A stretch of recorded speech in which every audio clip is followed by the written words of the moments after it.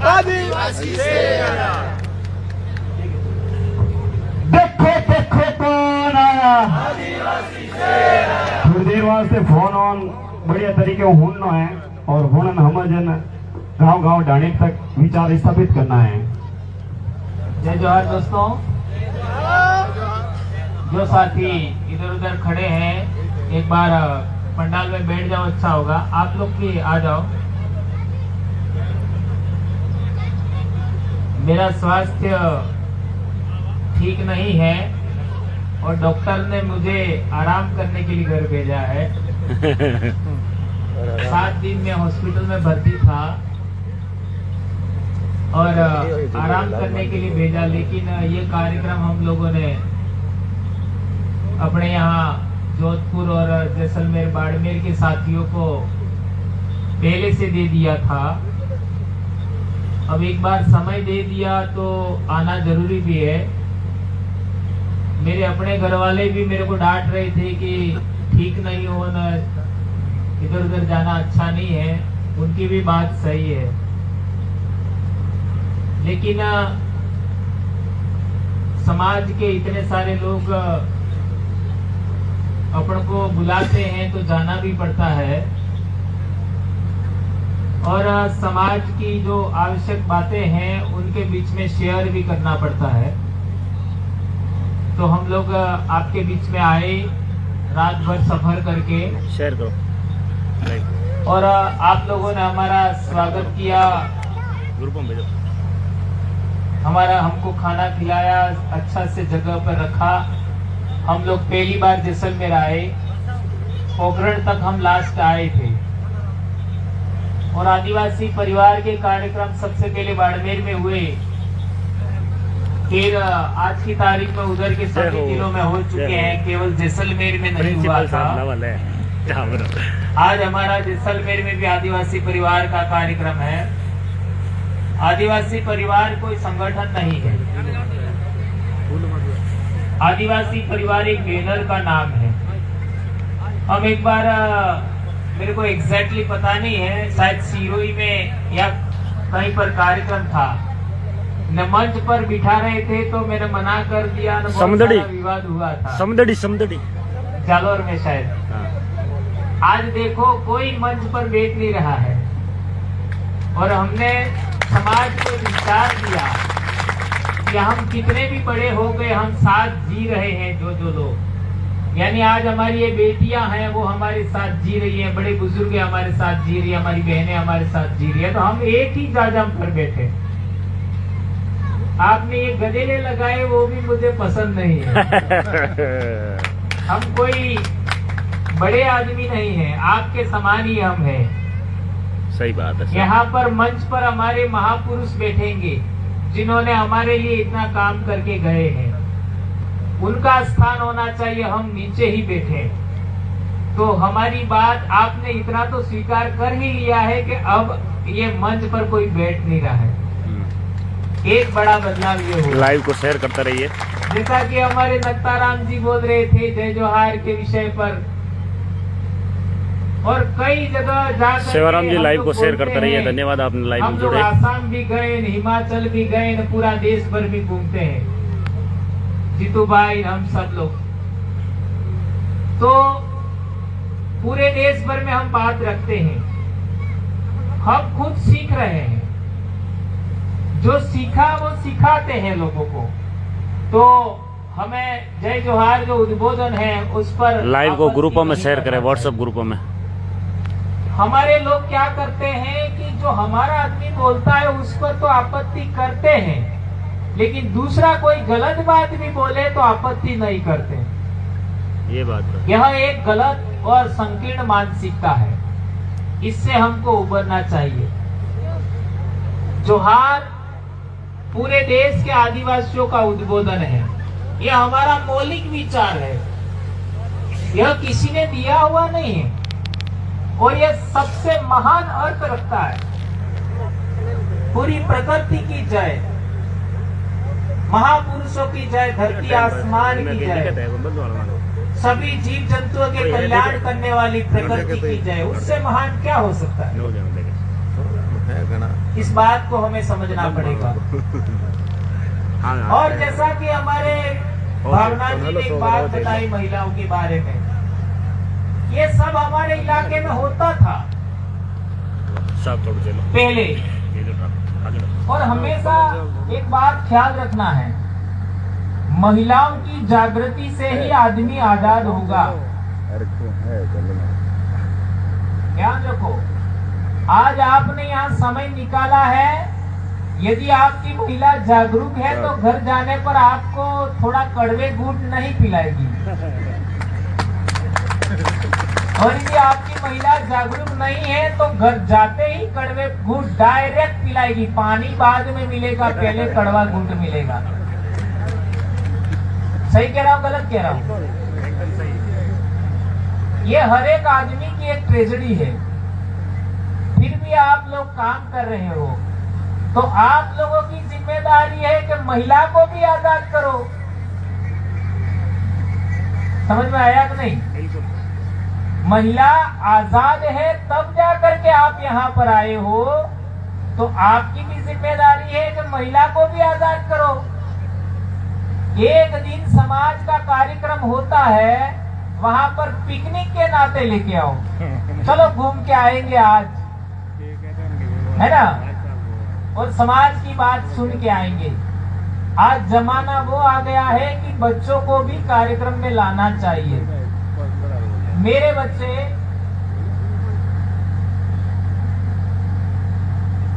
मेरे फैमिली में भी थोड़ा सा डिफरेंट मेरे बच्चे हो गए।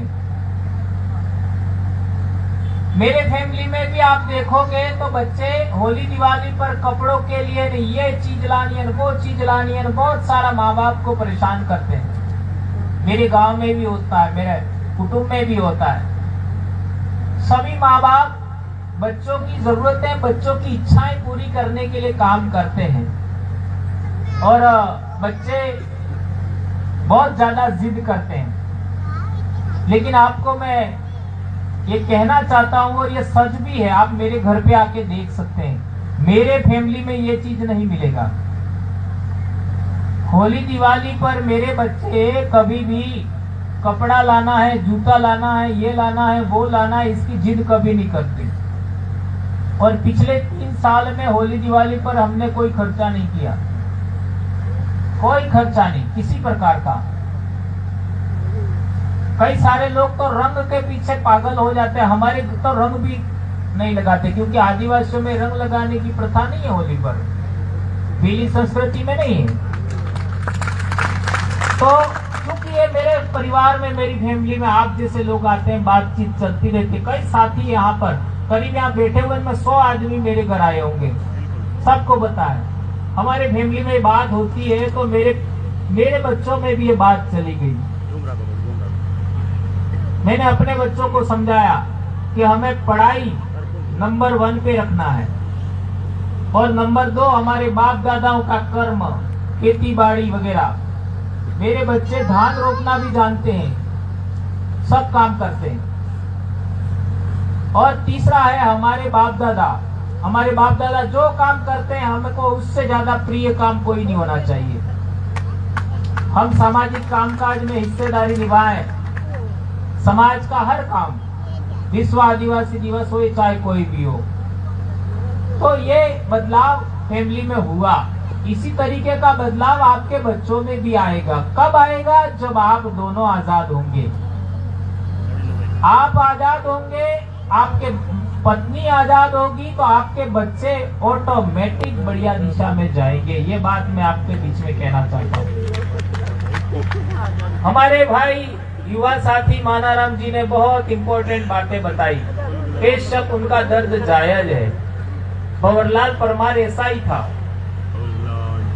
अनाप शनाप ठोकता था मैं, और जो लोग आए हैं वो सुनने वाले बेचारे, उनकी तो कोई गलती नहीं होती, लेकिन सुनना उनको ही पड़ता था। ऐसा ही बोलता था मैं, गुस्सा हो जाता था। और एक बार तो मैंने ऐसा भी बोल दिया कि हमारा समाज कभी ठीक नहीं हो सकता। और अब मैं ऐसा भी कहता हूं कि आदिवासियों को आप एक बार जोड़ दो, जुड़ने के बाद वो करके दिखाएंगे जो हमारे बाप दादा भी काम पूरा नहीं कर पाए। और किसको पता था हम लोग जैसलमेर करना भील की धरती पर आकर के आज बोलेंगे। और ऐसा सुहावना मौसम, हम पहली बार आए और पहली बार में बारिश हुई। हमारे इलाके में भी अभी 2 दिन पहले थोड़ा बारिश हुआ था, यहाँ तो रात से चल रही है रास्ते में। और अभी बिल्कुल गर्मी का कोई एहसास नहीं हो रहा है। और गर्मी पड़ती तो मैं यहाँ बैठने वाला नहीं था, खाली बोलने के लिए मैं आने वाला था, लेकिन जरूरत ही नहीं महसूस हुई। ये तो पूरा एसी बना हुआ है और जैसलमेर में एसी होगा ऐसा किसने सोचा था। ये अपने आप में ये हमारे पूर्वजों की शक्ति है, ये प्रकृति शक्ति है। और मैं 2 चीजों को ही भगवान मानता हूँ, एक प्रकृति शक्ति को और एक पूर्वजों की शक्ति। इसके अलावा किसी को भगवान नहीं मानता मैं। और तीसरे को मानना है तो अन्न को मानना चाहिए, पेड़ पौधों को मानना चाहिए। अन्न और पेड़ पौधों से जीव जंतुओं का आपका जीवन चलता है, उससे ज्यादा कोई नहीं हो सकता। ये जो हमारे बाप दादे हमारे महापुरुष है, ये हमारे भगवान है, जो हमारा है ही नहीं। वो हमारे लिए क्या कर सकता है? जो हमारा है वही हमारे लिए कुछ कर सकता है। भारत भूमि की मिट्टी का हमारा पूर्वज है, वही हमारा भगवान है। इस बात को हमें मानना चाहिए।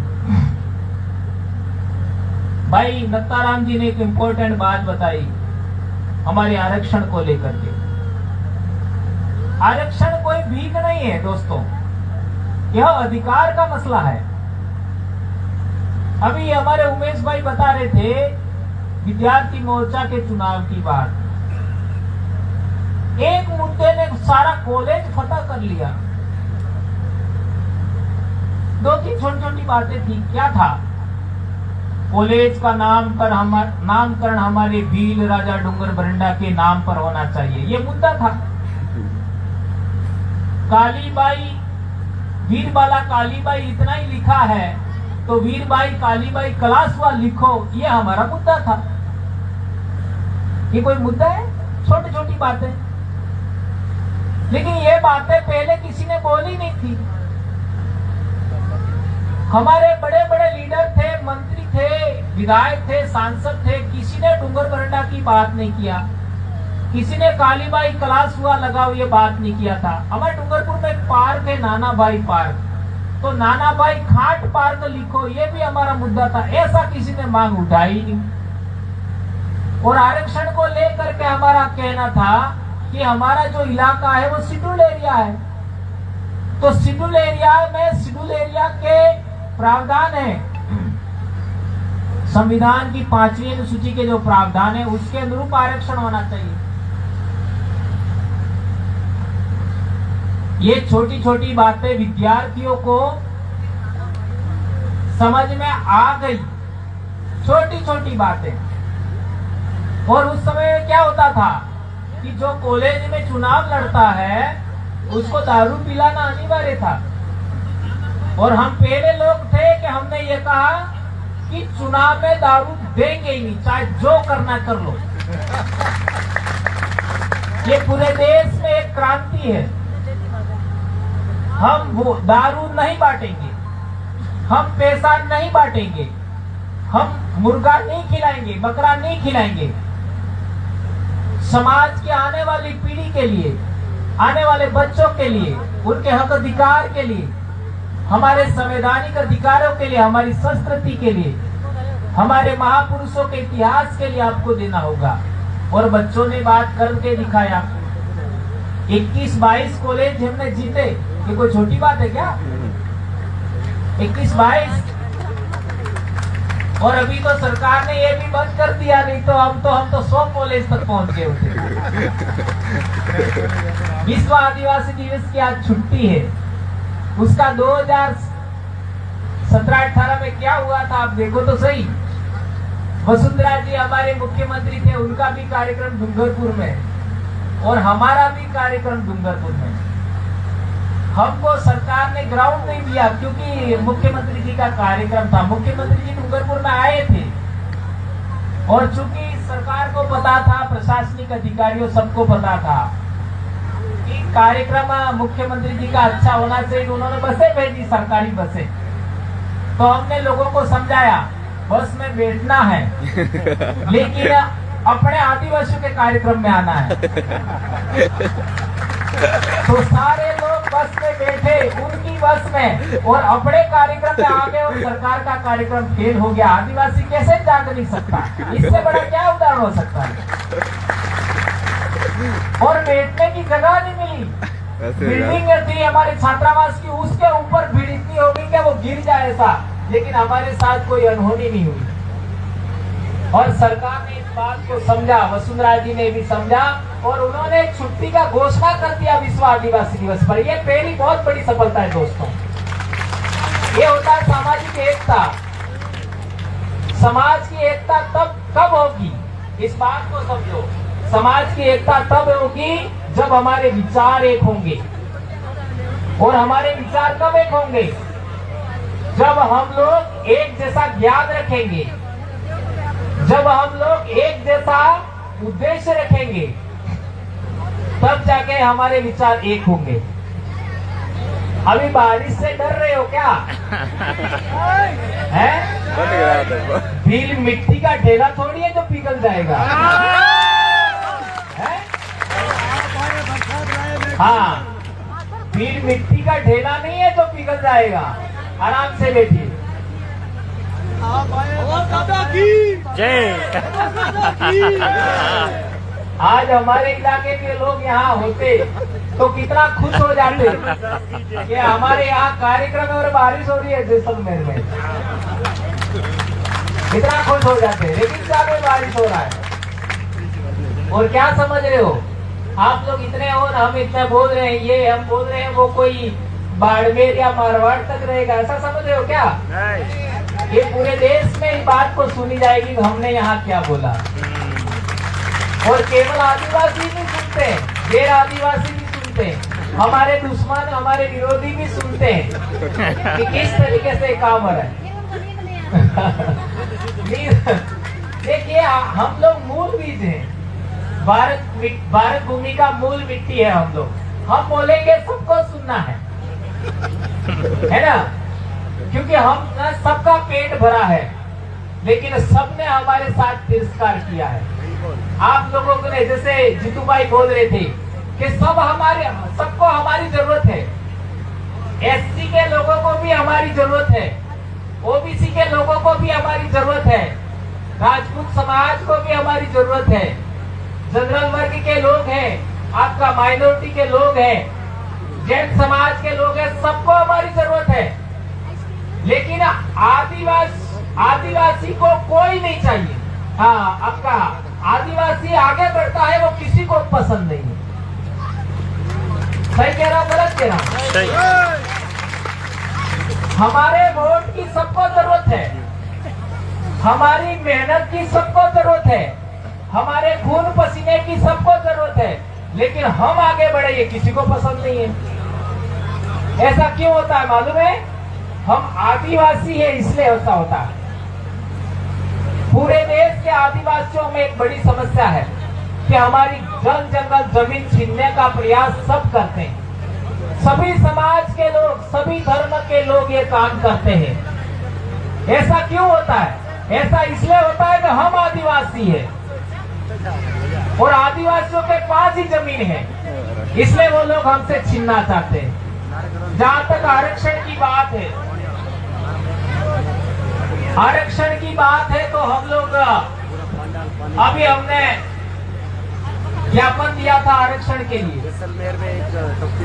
पिछली बार हम लोग बाड़मेर आए थे, बाड़मेर में ना, हाँ बाड़मेर में अपना कार्यक्रम था। देख सकते हैं तो जैसलमेर के अंदर पूरा पांडाल महाराष्ट्र में पानी टपक रहा है। आदिवासियों के ऊपर जिस आदिवासियों के ऊपर प्रकृति ने मेहर की है, और जब पावर दादा जैसलमेर में आए तो जोरदार बारिश है। अभी देख सकते हैं आप, ये देखो हम लोग आराम से बैठ के सुन रहे हैं। 50% आदिवासी है, हमारे युवा साथी आराम से सुन रहे हैं पावर दादा को। किया जाए।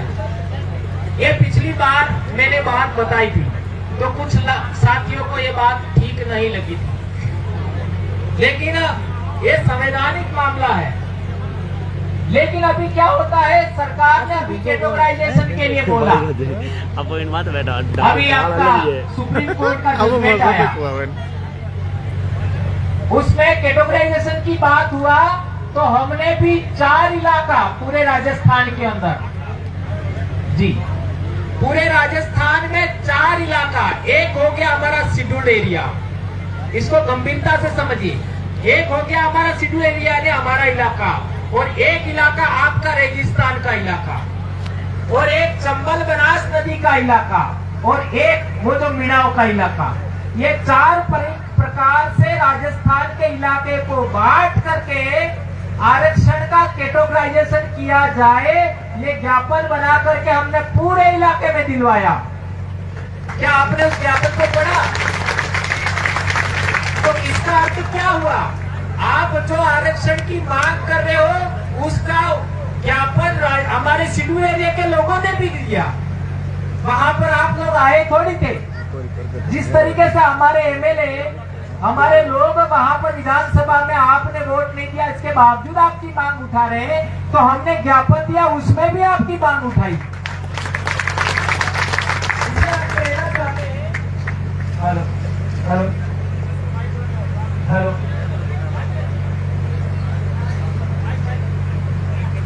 हेलो हेलो,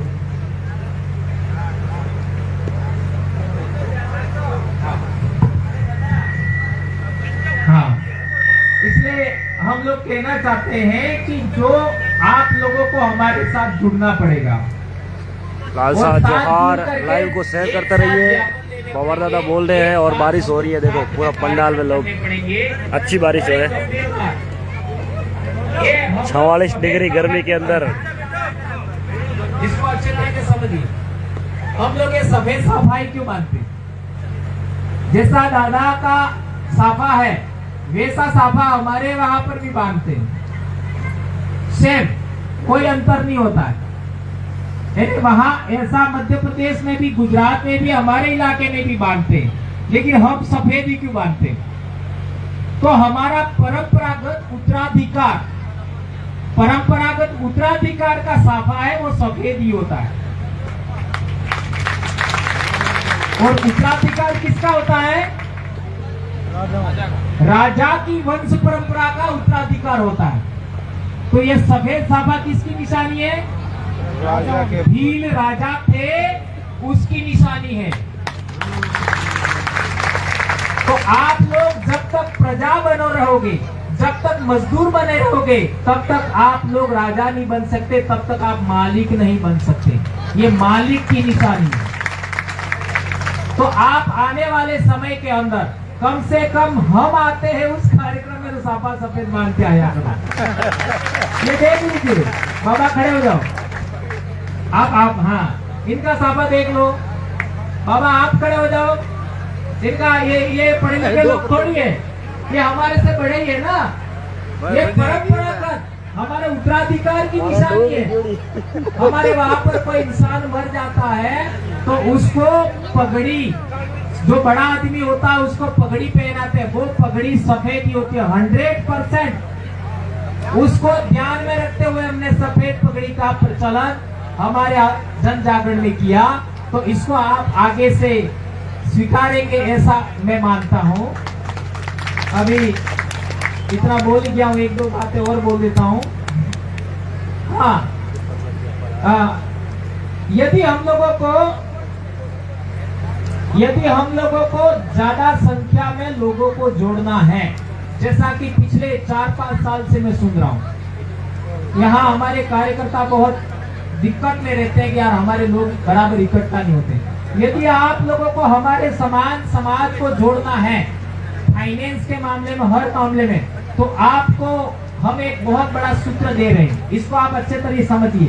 डीसीसी का फार्मूला एक्सेप्ट करो, डीसीसी, और डीसीसी के अधीन बीसीसी का फार्मूला स्वीकार करो, और बीसीसी के अधीन वीसीसी का फार्मूला स्वीकार करो। डीसीसी, बीसीसी, वीसीसी, ये 3 चीजें आपने स्वीकार कर लिया तो ये ग्राउंड तो क्या आपका, ये बहुत बड़ी संख्या हो जाएगी। क्योंकि हमारे इलाके में अभी 12 और 13 तारीख को जुलाई में हमारे वहाँ पूरे देश भर के लोग आ रहे हैं। तो मैं आज से निमंत्रण देना चाहता हूँ भाई दत्ताराम जी, आप लोग सभी साथी है ना, 12-13 तारीख को पूरे देश भर के आदिवासी संगठन आ रहे हैं डूंगरपुर। तो आप लोग भी इसमें शिरकत करिए। और हमारा क्या, हम छोटा सा निवेदन करते हैं लोगों को, हर एक वीसीसी को कह देते हैं, अभी जैसा आप टारगेट दे रहे हैं, हर एक वीसीसी को 500 रुपया देना है, यानी एक पंचायत वालों को 500 देना है। पूरे देश भर से लोग आएंगे, उनके सबके लिए सारी व्यवस्था हो जाएगी। और सभी एक ब्लॉक, ध्यान समझो, एक ब्लॉक के कर्मचारियों के संगठन को हमने केवल 5000 रुपया मांगा है। तो हमारे सिविल एरिया में पूरे 50 ब्लॉक हैं, यदि 30 ब्लॉक का भी आ जाएगा तो भी 1.5 लाख के करीब हो जाएगा, पूरे हाल का खर्चा निकल जाएगा। इसलिए आपसे कहना चाहता हूँ, डीसीसी और बीसीसी का फार्मूला स्वीकार करो, उसको आगे बढ़ाओ। आप लोगों ने मेरी बात को सुना और प्रकृति का इतना जबरदस्त माहौल आज की तारीख में बना, बारिश ही बारिश और हमारे महापुरुषों को भी जय। जय आदिवासी, जय जोहार, जय बिल प्रदेश, जय भारत, आगुआ दिशुम्रे आगुआ राज, जय भीम।